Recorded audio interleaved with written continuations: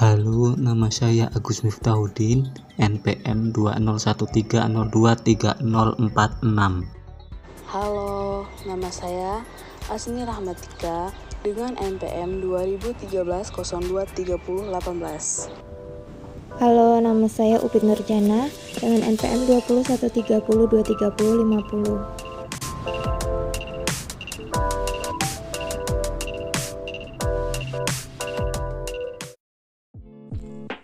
Pentingnya bahasa dalam karya tulis ilmiah. Menurut Keraf, kemampuan bahasa tidak akan terbentuk hanya dengan kemampuan berbahasa saja, tetapi perlu didukung pula oleh kemampuan bernalar dan pengetahuan tentang dasar-dasar retorika. Kemudian, menurut Suherli, dapat disimpulkan bahwa kemampuan mahasiswa dalam menggunakan bahasa Indonesia ragam keilmuan secara tertulis masih sangat lemah. Sedangkan, menurut Jiwandono, melalui penelitian tentang tes kemampuan berbahasa menyatakan bahwa kemampuan berbahasa Indonesia kaum cendekia masih rendah. Kaidah penulisan antara lain terdiri atas kaidah kebahasaan dan ejaan. Kaidah kebahasaan yang perlu diperhatikan antara lain kaidah pemilihan dan juga penggunaan kata atau diksi, penyusunan kalimat dan juga penyusunan almiah. Adapun kaidah ejaan yang perlu diperhatikan antara lain penulisan huruf, penulisan kata, penulisan angka, dan lambang bilangan, penulisan singkatan dan akronim, penulisan unsur serapan, dan juga penggunaan tanda baca. Penyintesisan dalam karya tulis ilmiah. Penyintesisan dapat diartikan sebagai tindakan memadukan berbagai informasi, pendapat, atau bahasan yang disesuaikan dengan topik bahasan yang akan disusun.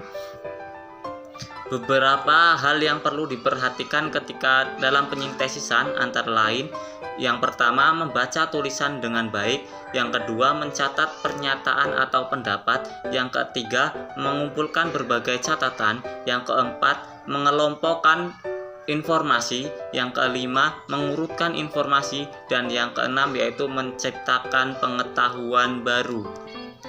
Perujukan dalam karya tulis ilmiah. Departemen Pendidikan Nasional mendefinisikan kutipan sebagai pengambil alihan satu kalimat atau lebih dari karya tulis lain untuk tujuan ilustrasi atau memperkokoh argumen dituliskan sendiri.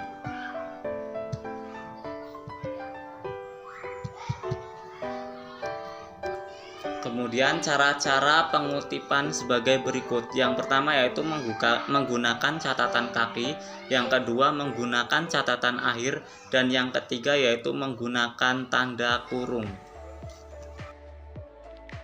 Urutan penulisan daftar pustaka terdiri atas nama pengarang, tahun terbit, judul, dan subbab judul, kota tempat penerbitan, nama penerbit.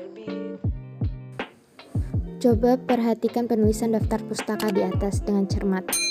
Penulisan nama di balik susunannya dan diantarai dengan tanda koma, antara tanda koma dengan kata berikutnya berjarak 1 spasi. Tahun penerbitan ditulis dalam kurung dan diakhiri dengan tanda titik.